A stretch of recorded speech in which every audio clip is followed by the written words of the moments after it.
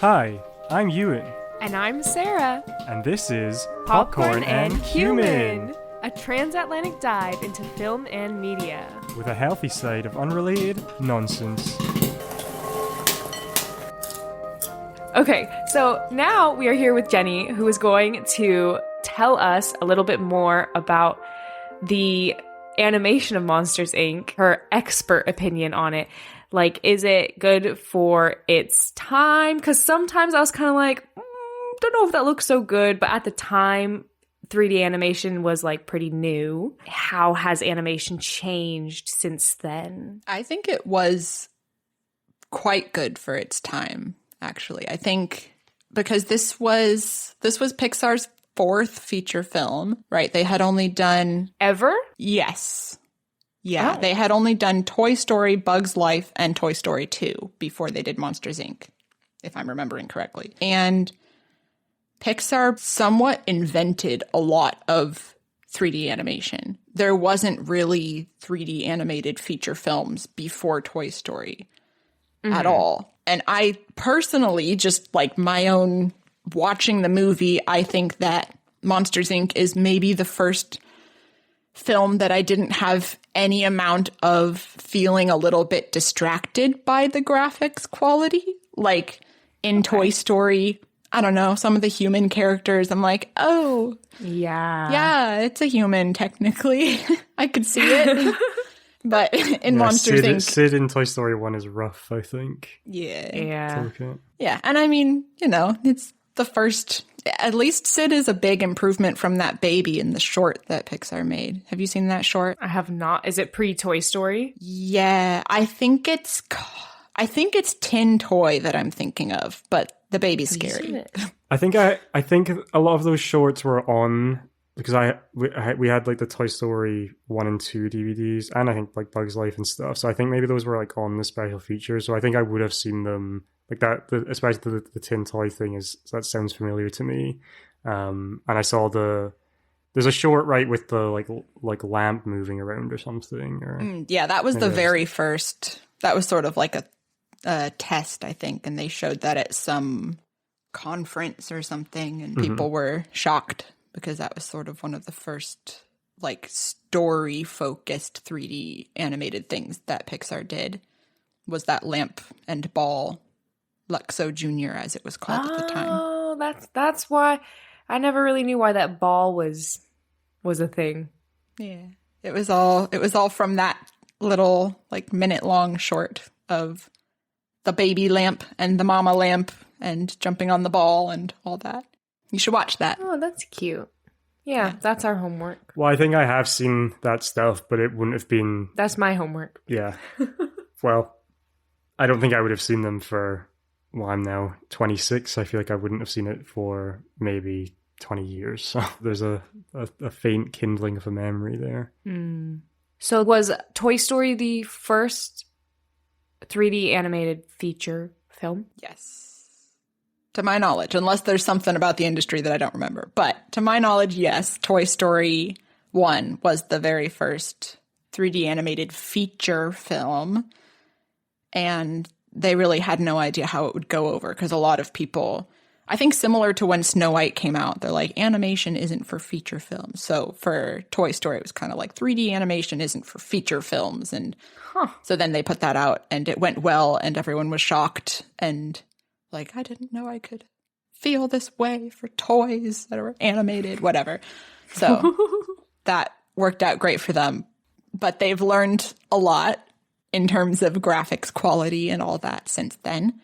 And they did, particularly for Monsters, Inc., there was a lot of advancements in fur, grooming, and simulation type stuff. Grooming? Like the characters are groomed? Yes. If you think of like, picture a man with like a comb over, like standing on a windy hill. So first of all, he's got a comb over, and second of all, his hair billows in the wind in a certain way. But to start, he's starting with a comb over. So the groom artists are the ones that put the hair in the comb over hairstyle, and then the simulation artists are the ones that are like, what does the wind do to this hairstyle? If that makes sense. Would both of those are both considered animators both of those artists? No. Or is just they would the be movement considered the- groom artists and simulation artists. Oh. In terms of quality back then versus quality now, I think that there have been obviously extremely significant changes since then as well. And a lot of that is just like new technology and improved speed of things. One potentially fun fact is that Toy Story, if you were to render the whole movie again today, which is like, for those who don't know, rendering is kind of the process of like, I think of it as similar to like developing a photo negative, when you've got the negative of the photo and you have to take it back into the dark room and do whatever to like turn it into a real photo. Rendering is kind of the same, but in the digital sense, where you've got all of these numbers and formulas, and then rendering turns that data into a viewable image. And that process takes quite a long time in general. For example, nowadays, I think to render a single image takes, I mean, it depends on the quality of the image and the quality of the rendering engine, but it can take, you know, a minute or so. And then rendering an entire scene can take an hour or more. And if it's a really heavy scene with a lot of fur or a lot of detail, it can take many hours, 24 hours even maybe. So it really depends. That's just one scene. Yes. Yeah. So they can be quite long processes. But so that in mind, Toy Story 1, if you were to render the whole movie now with our current rendering technology, it would take less time to render the whole movie than to watch it. Oh. So that's how far rendering technology has come. Really? Wow. And Monsters, Inc. had some pretty intense details with lots of fur. Many people have potentially seen some of the fun factoids about Sully having 2.3 million hairs on his body. I think that's an approximately accurate-ish number. Oh my goodness. Is that like, those don't have to like each be added? Like, yeah, so the groom artists are the ones that set up those hairs on Sully's body. Okay. And they're the ones that are like, you know, Sully's going to have all this fur and we want it to be this lush and whatever. So he had 2.3 million hairs. I think about 25,000 of those were called key hairs. So the 25,000 are the ones that the simulation artists would control to make the hair move. And then the rest of the 2.3 million would follow those key hairs. So lots of hair. And I believe the longest Sully render took approximately 3 days to complete, just to render a picture of Sully with all of his fur. So lots of data. just a picture. I believe so. Yes. Oh my God. 'Cause there's just so That's too much information. But nowadays that would be much shorter. Now with our current technology, things have improved quite a bit. And that means it's not just like, oh, yay, it's shorter. It's like, because it's shorter, you can do so much more. So you can add so much more detail. You can have things be so much more vivid and realistic and whatnot. Like if you think of the scene in Coco when they first arrive at the world of the dead, and there's the like beautiful, magical, colorful scenery extending off into the distance with like thousands of houses all stacked on each other and stuff, that would just not have been possible in 2001 because it would take way too long to render. Like you just couldn't get through it. So now, because we can render things so much faster, we have the freedom to create these beautiful worlds in a way that you couldn't back then. And would rendering, like the speed of being able to render, would that be considered at that time the main limiter with what you could do? Or would it be like your computers only have so much memory and like processing power because one of the things I mean, it's totally anecdotal, but what I think I noticed from when I watched some of the older Pixar movies compared to the newer ones are much more, they feel a lot like fuller, like a lot of scenes, there'll be scenes like in Elemental, for example, of kind of like the cityscape, and I feel like there's like if you were to like pause it, you could like look at it for a minute and see different stuff going on, whereas I feel like there's just not the really there would have been the possibility, or my assumption is they didn't have the ability to do that. Now that might be because they had less money, smaller teams, etc. But yeah, I was wondering if that would be something that they've been able to work on as well, or to improve over time. Yeah, I think it's a combination of all of those things for sure, because there's obviously the rendering bottleneck that's like, this is going to take years just to turn it into a movie if we add too much detail. But like you said, there's also the fact that like your computer couldn't handle it if there was that much detail in the scene you're working on. And then also like limiting technology. Like we just hadn't developed, I say we as if I was there. I was not there. I was a child watching things in the theaters, but the industry had not developed the technology to create such realistic fur simulations. They hadn't come up with the, I don't know, algorithms for like beautiful reflections and such. So there's just a lot of advancements in computer graphics that have happened since then, as well as improved like graphics cards and improved rendering engines, and the other things that you said were true too. I don't remember them anymore. They're not as interesting. Would Sully now have more hairs, or would they not really think of things in such a way? That is a good question. I'd probably know more if I was a groom artist. I haven't worked directly with fur myself, so I'm not sure. But I imagine he could, maybe. Is it the same now? I mean, this is another fur question. But with where you had like the key furs and then the rest of the furs followed, is that still how that kind of process is done? I think so. I think they still have like guide hairs, and oftentimes you'll, like when you're actually working on the animation, you'll kind of hide all of the non-guide hairs and you'll just see kind of a sparsely furried creature that just has, you know, some sparse hairs, and you're kind of controlling those and using some, you know, weight painting tools and stuff to push the fur in certain directions at certain points in the film and whatnot. And art directors will obviously come in and be like, oh, I want it to look more natural, or I want it to look, you know, less physically realistic and more artistically billowy or something. They'll have things to say, and then you kind of go in and paint them the way you want. And then when you go back and turn on all of the rest of the fur, it kind of follows those guide hairs and does what you want it to do because of magical new technology. Wow. Mm-hmm. Amazing.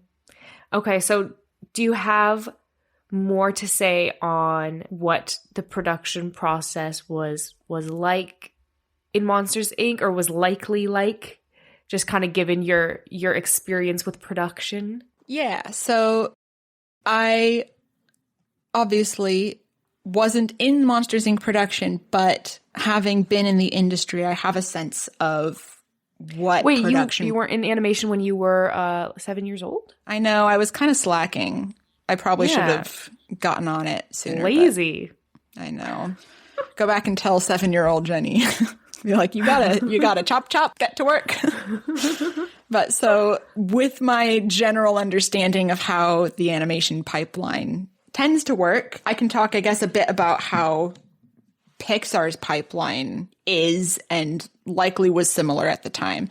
And every studio is a bit different. Their pipelines are all a bit different. But in general, in all of film, animation or live action or otherwise, there's generally 3 stages of creating a movie, and that's pre-production, production, and post-production. So pre-production at Pixar is often referred to as development. So that includes things like art, story, writing, things like that. So art would be concept art that's designing the characters in the first place and drawing pictures of the world. That's also sculpting the characters during the character design process. I know one of the sculptors on Monsters, Inc., Jerome Ranf, is a spectacular sculptor.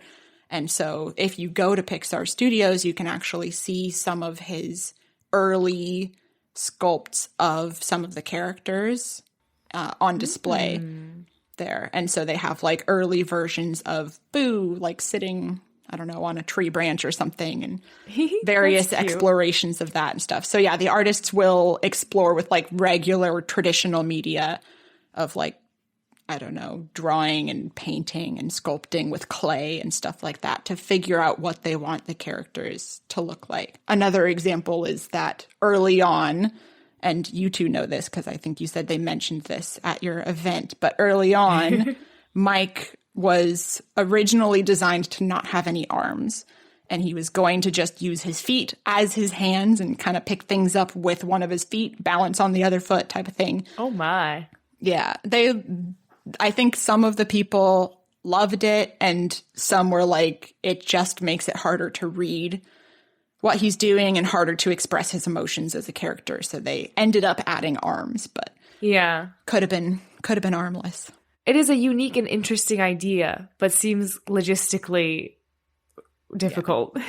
Yeah. So I think they ended up having some other characters with no arms, perhaps like side characters, but they were like, for our main character, he has to have the standard package so that we can really communicate like what he needs to communicate to the audience. Yeah. I mean, he's a very like emphatic character, which I just used an arm movement when I said that because that's precisely what emphatic people do. If you didn't have arms, you couldn't have done that. That's interesting. But not to say that people who don't have arms can't be expressive. They can be very expressive. It's true. Maybe if they had somebody without arms on their consultation team, then maybe they could have made it work. Yeah, that's true. Also hard when you're a circular That's being true. When you're round. to express yourself. Yes. And you only have one eye. Yeah. Lots of details there. But yeah, so developing Mike and deciding he has two arms and all of that, 2 arms and 2 legs, that all happens during the development process. And another part of the development process is story. So story is the process of drawing out the movie in like a sketchy kind of way where you just kind of like draw portions of the scene, often in like black and white or grayscale, just sketches. That process is called storyboarding, and that's because originally, and at the time of Monsters, Inc., you would draw them on little cards, like, you know, index cards type of thing, and pin them up on an 8-foot by 4-foot, I think, board, and kind of like go through the story. You'd have it all pinned out on that board, and you'd go through the story and kind of like narrate it as a way to pitch the story to other people. So you'd be like, so Mike runs up to Sully and's like, "What are you doing?" And Sully's like, "There's this child," and Mike's like, "Put that thing back where it came from," or "So help me," and slam the door, slam shut, whatever. Like they would kind of do a little pitch and kind of act it out and be the voices and add sound effects and whatnot while pointing to their drawings that they had pinned up on this board to try to create the movie without having to go through all of the expensive and time-consuming process of actually making the movie itself, only to find out that they don't like the story and scrap it. So that's storyboarding. And there can be tens of thousands of story images in the storyboarding process, storyboards, as they call them. That's a lot of storyboards. That's a lot of artists. Yes. Arting. A lot of artists arting. Speaking of art. Do you think when they're pitching the movie, and just because you'd said that, would they have like a specific scene to sort of like pitch it, or would it be like a couple of storyboards from a couple of scenes to be like, oh, here's this happening here and this is happening here? Or yeah, so in animation, and I think in film in general, but I've only been in the animation side of the industry. In animation, there's the concept of scene is kind of vague, I guess. And so the official terminology is sequence and shot. So I think of a sequence is like a specific kind of what we would assume a scene is. So it's a particular consecutive chunk of time that is like has one particular theme. So I don't know, let's say that you two are having a conversation about whether or not you should go to the store. So there's like the camera is showing Euan's face and Euan is like, "I think we should go to the store." And then it cuts to show Sarah's face and Sarah's like, "I don't know. Do we even have time?" And then it zooms out to show both of them. And it's like, "Yeah, we really should go to the store." And then it cuts to you two in the store once you've gotten there. So when you're in the store, that's a new sequence. The scene of you two having your discussion about going to the store, that's one sequence. And then in the store would be the next sequence. But each cut where it has just the shot of Euan's face and then cuts to Sarah's face, each of those is a separate shot. So multiple shots make up one sequence, and then a bunch of sequences make up the film. You mentioned how storyboarding is useful when pitching the film, but I know you said the word pitch. I wasn't sure if that sort of meant pitching it to the studio or to the execs to be like, we want to make Monsters, Inc., or if that would be pitching it to, like the director would be pitching it to his creative team being like, this is what I want to make. So I was wondering if the storyboarding, when they're pitching it, would be, we have all of these different sequences, or we have specifically this sequence, and this is kind of like the core of what the movie is trying to say. But I'm not sure if you have that. Yeah, so it probably depends on the studio, and it probably depends quite a bit on the age of the studio too, because I'm imagining that pitching in early Pixar, like Toy Story 1, would probably have looked very different than pitching looks now at Pixar. At a well-established studio, I would think that, and again, I'm not a story artist, I haven't been in those rooms, but pitches are usually by the artist to either their story leads or to the director or something like that. And it usually is a whole sequence. You don't pitch just like, how about this shot is of Euan's face from this angle? It's like, okay, but what's happening in the scene? You know, that would sell Sarah. Depends on the angle. So they will pitch the whole sequence. So they'd be like, let's have, you know, Euan says this, and then Sarah furrows her brows and is like, I don't think that's a good idea. And then it zooms past her to something like an empty shelf, and I don't know. This is a good film. I'd buy it. Thanks. Yeah. I'm so creative. This is why I should be a story artist, isn't it?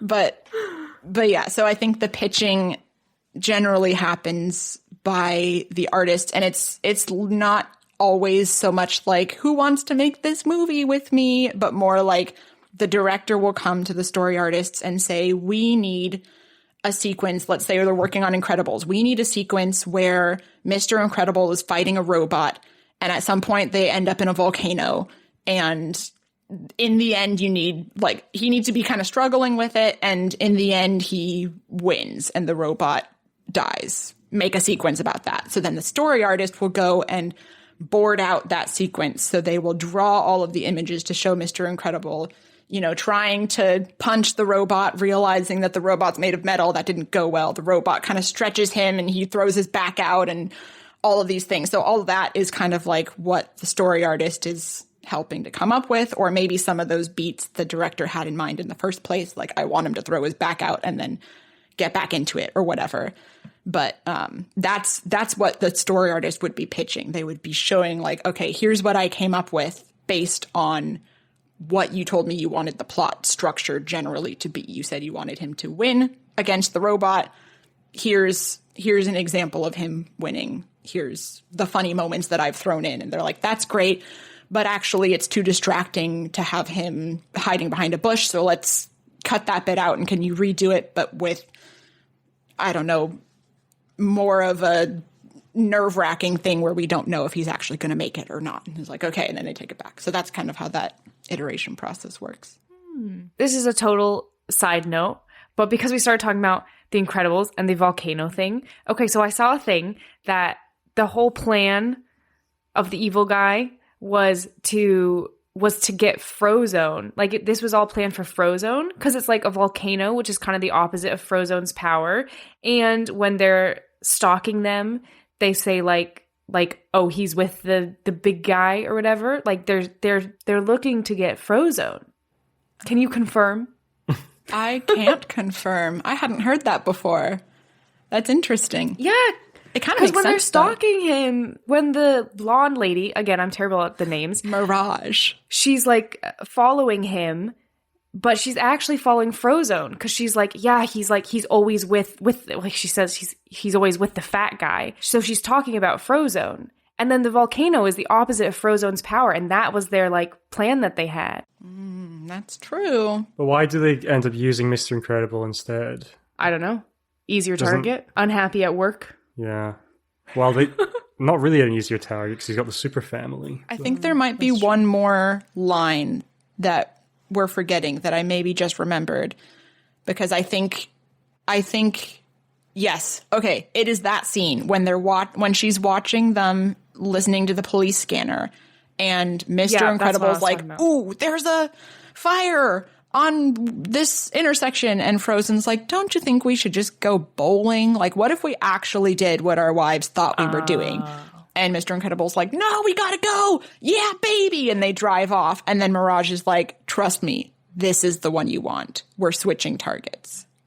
I'm pretty sure she said something along those lines. She's like, we need to switch. We actually want the big guy. Trust me, he's the one you want to work with. And that's when they switch. And that's like his arch nemesis, isn't it? Yeah, but it would be easier to get probably Frozone to go if they were like, oh, your friend is now missing, and we think he might, like, that could But be part of their Mr. Incredible should be the final target because that's the one he's got beef with, right? Who? Oh, yeah, but Syndrome. they were... Don't you remember when he goes into the volcano and sees the Kronos thing and he's like, da, da, da, da, da, da, and he's clicking through and it shows all the terminated things. All heroes. That's because he's going that he's killing everyone. Yeah, well, he's been terminating them in his process of perfecting this robot that is designed to eventually kill Mr. Incredible. So he was going to take Frozone as another, like, get him to fight the robot. And then he'll be dispensed of because the robot will eventually kill him. Either the robot kills the hero or the hero wins, which gives you more information about how to improve the robot. Then we come back with a newer, more improved robot, and then the hero dies. So he's going through all of the different heroes to get the robot good enough to fight Mr. Incredible. But why doesn't she know, like, who Mr. Incredible is? I don't know. Maybe she does, and maybe she's like, no, I think you're ready for him anyways. He's so ready to be sucked into this. I don't know. Maybe something like that. All right. Okay. Sorry. That was really a side. While we're on the Incredibles, when we were talking about the I think Monsters, Inc. actually looks, well, as a layperson, because we did watch the Incredibles recently, I thought Monsters, Inc. actually looks better than the Incredibles. Now, I did notice in The Incredibles, there was like a visual glitch as well, which I didn't notice any of those in Monsters, Inc. But there's a scene in The Incredibles where I think it's when he's in the like insurance office that he works in, and he's like the camera is behind Mr. Incredible, and like his hair moves like weirdly, which I remember watching and thinking I'd never like noticed that as a kid before. And I don't think it's because I'm particularly more discerning now, but I did notice that, but I didn't see anything like that in Monsters, Inc. So got to get those technical directors in to fix that.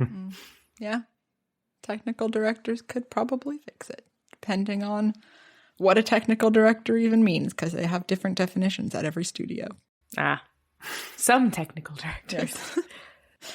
But yeah, I think that I mean, generally I agree. I feel like there were a lot more humans in The Incredibles. That was maybe one of the first ones with mainly human characters. And I think that's true. Yeah. So they were maybe still figuring out how to make the human characters be cartoonish while also not being scary and strange.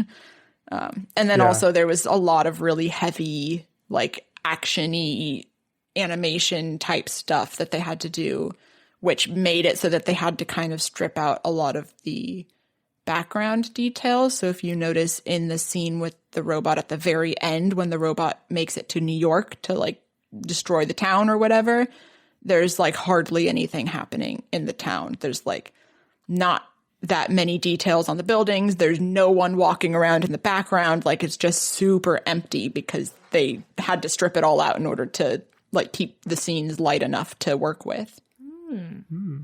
That's interesting. Yeah, I also think like this movie came out Monsters Inc. the same year as Shrek, and I think this looks better than Shrek.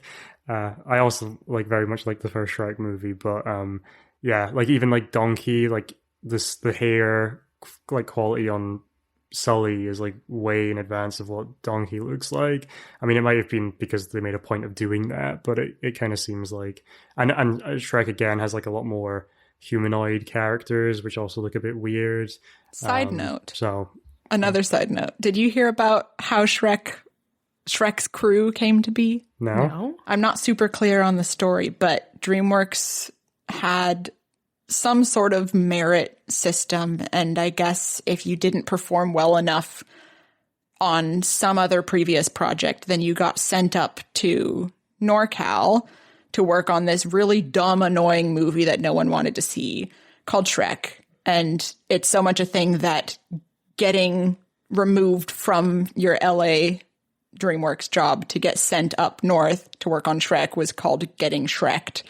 I was going to say that. The people who got Shreked ended up with such a ridiculous bonus because Shrek ended up doing spectacularly well. So they all they're like, yeah, I got Shreked and then I, bought my house off of that bonus or, got multiple cars or whatever. So kind of backfired that they tried to send all these people as punishment to work on this stupid movie that ended up being a cult classic. What did the other people, the good people, what did they get to work on? I don't know. I only know that the punishment was to work on Shrek. It might have been Spirit or Prince of Egypt or something, because DreamWorks was kind of in a weird transition period where they were doing both 2D animation and maybe it wouldn't be either of them, because then they would be having some real strong years. But then I think they kind of, after Shrek, I think they then started to focus more purely on the 3D animation style. Yeah.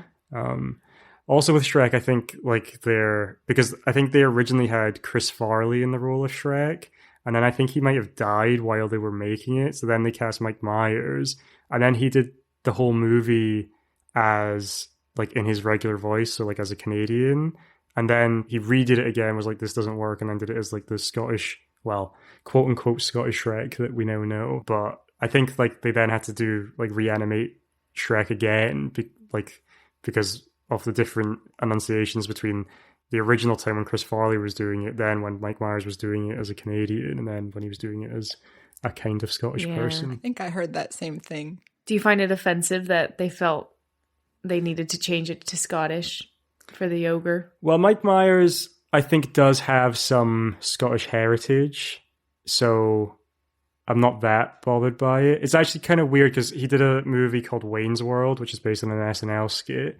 And in that, he does an impression of the Leprechaun from the Leprechaun movies, which are a series of horror movies from the 1990s with a leprechaun monster. The first one is the film debut of Jennifer Aniston. And in it, he tries to do an impersonation of the leprechaun, and he basically does his Shrek voice, which obviously a leprechaun should sound Irish, and his Shrek voice is Scottish. So that's, more trivia for you. So the Irish should be offended more than the Scottish. Well, in that one instance, yes. Okay, well, we've gotten very off topic. Yeah, where do we start? Were we saying, speaking of art? Oh, I said speaking of art because I had a random fun fact about not Monsters, Inc. Oh, another not. Okay, let's hear it. The original name for Remy from Ratatouille, the rat, was going to be Art before it became Remy. Oh, that's cute. Well, do you think it's a reference to Art Spiegelman, who wrote the Mouse comic, which is a comic strip or a comic book about his dad's experiences during World War II as a Holocaust survivor, where all of the Jewish characters are mice? Could be that. Mice and rats close together. No idea. I don't think that's it. It could be that. I don't think or so. Or maybe it's because they like art. True. It could be that also. I think both are compelling theories. Well, I kind of think Remy's a cute name, but also the only person I know named Art was my softball coach, and it doesn't give me pleasant feelings to hear the word art. Yeah. Remy's more obviously French as well. Remy. Yeah, which works. Could there be a French that's art, bad. Like Arturo or something? I don't know. Well, Arturo would be the Spanish. You mean a French version of it? Yeah, some French version of Arturo. Or like Arthur, Arthur. Yeah, something like that. Arthur. Yeah, that would work. I feel like there's got to be a French version Sorry of that. for my French accent. I'm not even going to try. I liked that fact. Thanks. Okay. I hear that you have some Monsters, Inc. trivia for us. I have some trivia questions for you. Okay. I want to preface this with, we have already heard how good I am at remembering things from the movie and people's names from the movie. Yeah, maybe I should ask more questions about people's names. 0%. I don't think so. But we'll give it a go. But I did try to make them hard because I knew you had just watched it. No. So Oh no. it's going to be great. Okay, first question. First question, I would be shocked if you knew, but maybe you can guess. Oh God. On Sully's desk at Monsters, Inc. is a framed diploma from what school? Monsters University? Wait, That's a do we great have to guess. agree on it? Do you think that's right? Yeah, do you want to compete or do you want to come up with an answer together? I think we can be drag ourselves down together. That's Okay. the way to do it, I think. I mean, Monsters University would be my only guess since that was the prequel. Yeah, I'm happy to That go would with make that. sense. Yeah. I think it might be more complicated. Your hint is that you got one of the words right. And the word that you got right is university. Oh no. Uh-oh. Scare University? Pixar University. Wow. Oh, the good old PU. The good old PU. And for anybody out there who doesn't know, Pixar University was a department at Pixar founded by Ed Catmull. And it is basically like the training department at Pixar where they train new hires and give classes to the studio. And everyone there is a fantastic person to this day. Next question. What other famous Disney character did Sully, John Goodman, voice? Didn't we just do... Oh, God. Oh. I feel like we actually looked this up after No, the did we? movie. So. Oh, gosh. Can you give us any kind of hint? The movie that he voiced came out at a very similar time to Monsters, Inc. When did this come out? 2001. 2001. What else came out? When did Lion King come out? Before then. I feel like I'm not too good on early 2000 2001. Disney stuff. When did The Incredibles come out? After that, like 2004. It was not a Pixar movie Yeah, see, that's why I was... because it came out at a similar time, but it was a Disney character. Oh, it's a Disney character. When did Beauty and the Beast was 90s, wasn't it? Yeah. So was Little Mermaid, so was Hercules, just to rule all of those out. Oh, really? Well, unless it is one of those. When did the dog movie come out? Bolt? No, the one that I love, and Lady and the Tramp. Oh. No, that It's wouldn't not be Lady it. and the Tramp. What about that Home on the Range movie? Could it be that? Oh, that? Is it Home on the Range? No. He's a main character in a highly underrated, in my opinion, Disney movie. One of the best Disney animation movies. Oh, is he in... there Is is. he Long John Silver in Treasure Planet? Oh, Ewan loves that No, movie. I don't think that movie's underrated. What? No, Finding Nemo isn't underrated. People love Finding Nemo. People That's love Finding Pixar. Nemo, I think. Oh. You've not narrowed your brain through the hint enough. It had a really rough production. It had a rough production? Changed names, changed states that it was being produced in. Which did? Treasure Planet? No. Oh. The film that he's... The one we're Okay. trying to guess. Have I seen it? You've Do you know? definitely seen it. There's no way Is you it- haven't. I will be angry at you if you haven't seen it. Is it Atlantis, that one? Nope. But I do think that's underrated. I've never seen that one. Neither have I. Takes place in Latin America. Wait. Oh, I thought you had a guess. No. Latin America. Title is either 3 or 4 words, depending on if there's a the. Oh, no. There's like that El Dorado movie, right? But isn't that Dreamworks? Or is it El that? Dorado, not that one. Okay. What takes place in Latin America? Coco. Oh, God. Coco, 2017, not Pixar. Do you give up? Wow, the movie hasn't come to us, and I feel like we've had quite a lot of guesses. All right. How about I tell you the movie and you see if you can think of Okay. a character from that movie that sounds like Sully? Okay. The movie is Emperor's New Groove.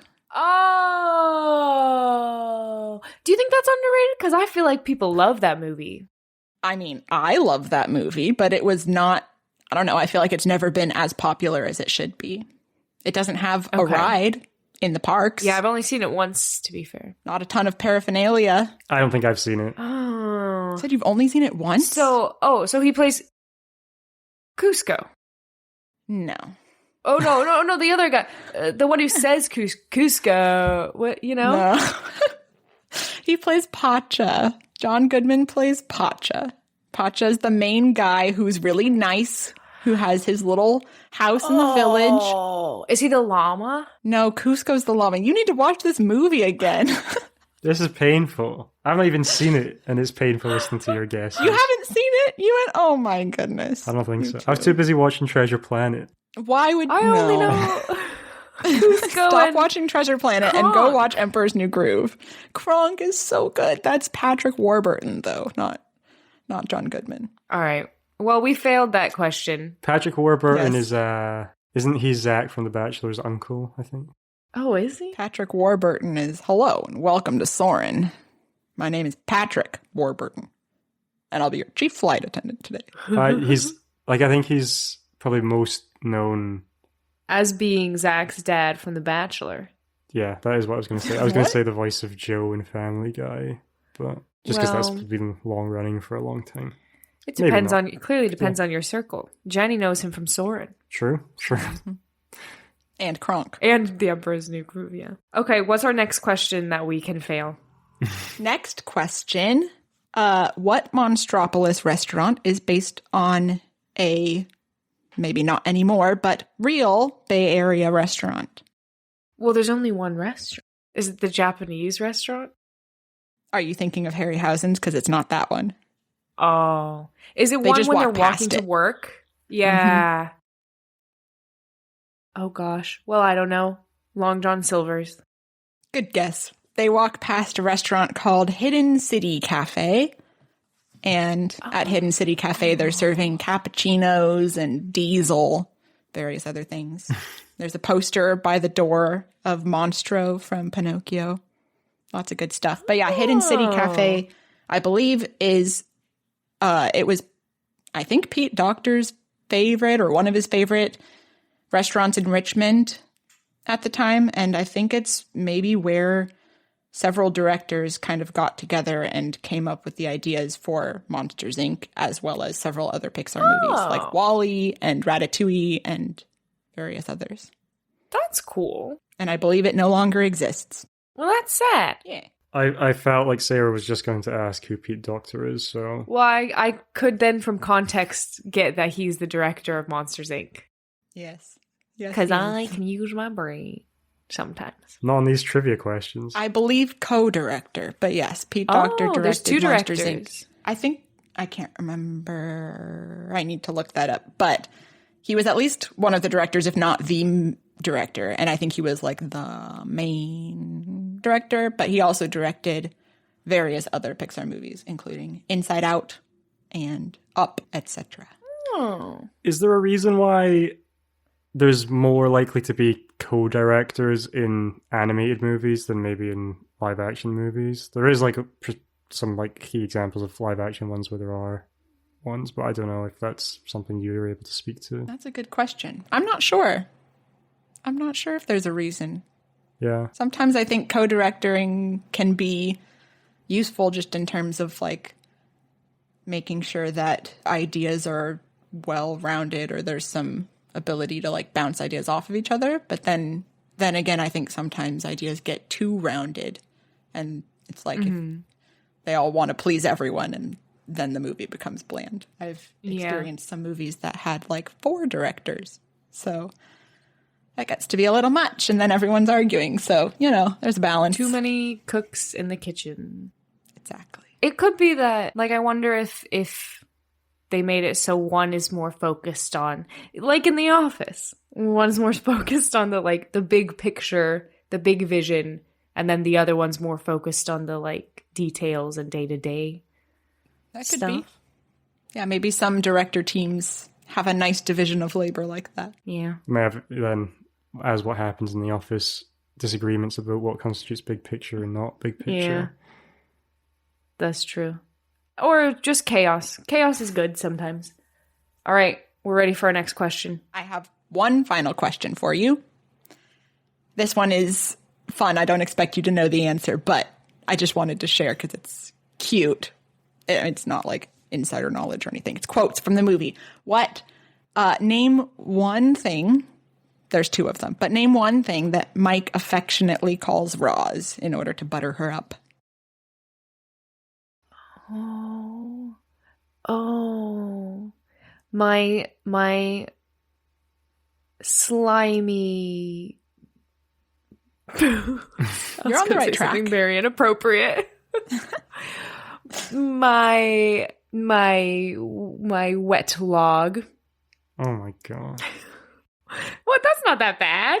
That's the right idea, generally. Wet log. I was gonna say like my slimy sex toy or something. Whoa.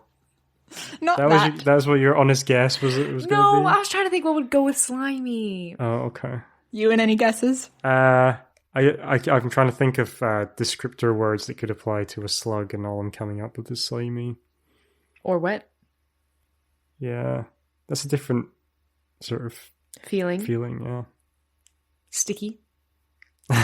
Those are pretty good My ideas. sticky honey. Is slimy correct? No, it's the right vibe, but it's not slimy. One of them is my tender oozing blossom. Oozing is the one you were going for, I think. Aww. My tender oozing blossom. And the other is my succulent little garden snail. Oh, Right? why don't you ever call me things like that? I don't know. It's just Kind of cute. I've just never been so taken by emotion. Clearly. Although garden snail, maybe that's derogatory to a slug. Yeah. Interesting. Maybe she actually is a snail, just without a shell. Oh, she has no home. That's why she's so mad all the time. Do you think after the movie ends, Mike sues the CDA for Roz slamming the thing down on his hands for no real reason? Intimidation. Yeah. That's allowed. Okay. He seems like he made a full recovery. That's true. Yeah, he's a bendable dude. Yeah, he seems to suffer no repercussions for any of the many injuries he sustains Yeah. throughout the runtime. So. All right, well, we scored a cool 0 out of 4. You had some great A lot discussions. of effort, though. Whose name did you like better? Wet log, or what was yours? Mine was sticky honey. Sticky honey. Oh. Yours was slimy log, by the way. I don't know. I think if you combined them, slimy honey would have been best. Okay. Or All right. sticky Not log. sticky log. Well, thanks for making us look like... Foolish. Yeah. No, I'm kidding. That was good. Good knowledge for the people listening to know, and likely they did better on it than us. So Maybe. possibly. You'll have to wait until the final episode in our 3-part animation series with Jenny to hear about the rest of the animation pipeline. But we hope you enjoyed this episode of Poppin' and Cumin, including Euan and I making fools of ourselves with Jenny's Monsters, Inc. quiz.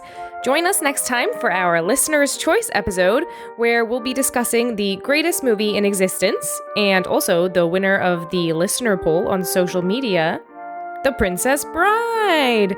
Follow us on Instagram and TikTok to take part in future Listener's Choice episodes and other fun stuff. And of course, don't forget to have your daily bowl of popcorn.